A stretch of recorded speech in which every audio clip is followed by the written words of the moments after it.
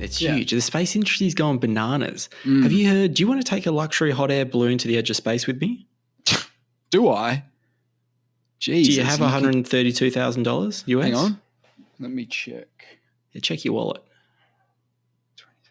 No. Well, whatever you have, Yeah. you can earn the balance. Yeah.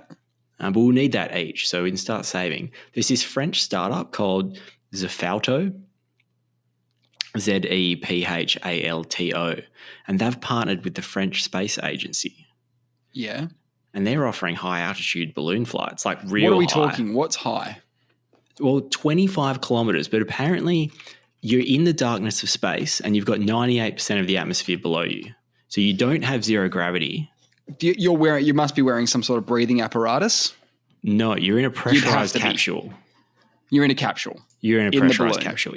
So the balloon carries a pressurized capsule. There's going to be 6 of you in there and 2 pilots. Great. 6 of us, should I say. Yep. It's a 6-hour flight. These start in 2025. They're taking deposits. Jesus.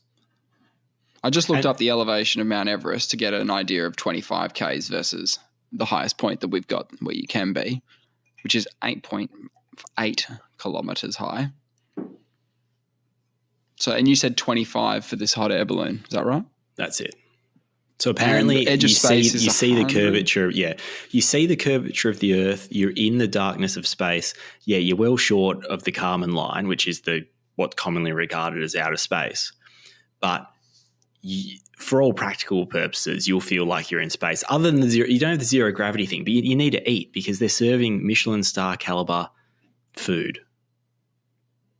On board. This is on board. This is the thing that's going to set them apart from the competitors. You can have like a lobster thermidor. Yeah. Whilst you're looking. Have you had a look at the internals of this balloon? I haven't, but it will be. It's supposed to be nice. It's high end. It's a high end experience. Yeah. But what's funny, right, is on their website, I was having a look at their website, it says that the balloon's going to be filled either with hydrogen or helium. What, it didn't specify know yet. which. No.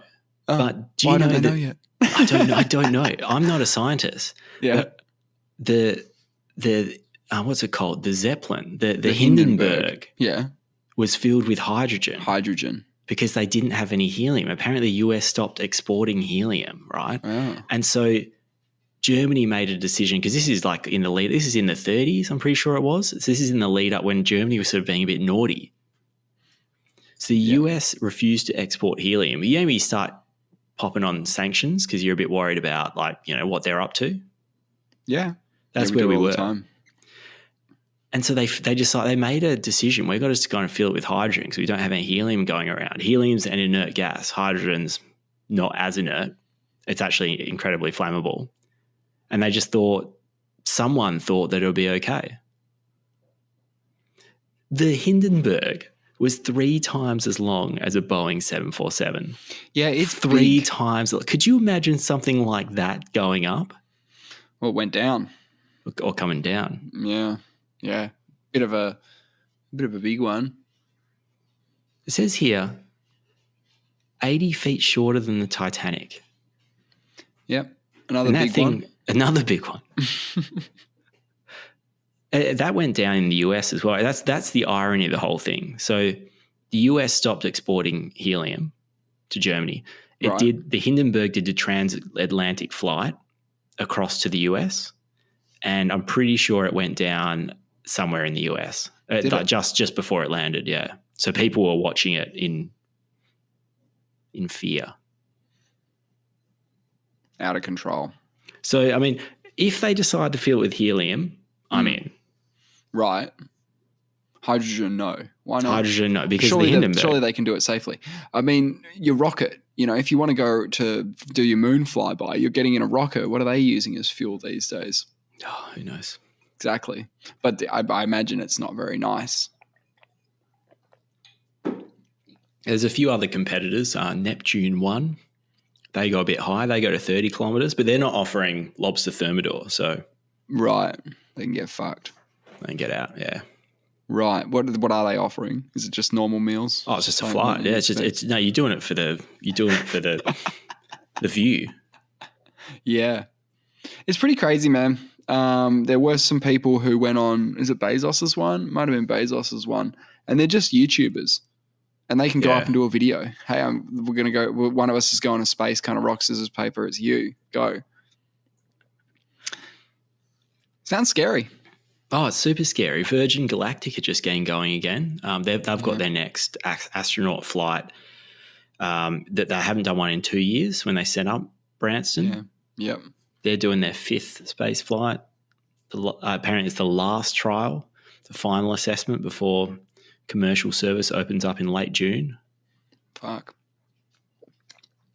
I'm not going. Sounds dangerous.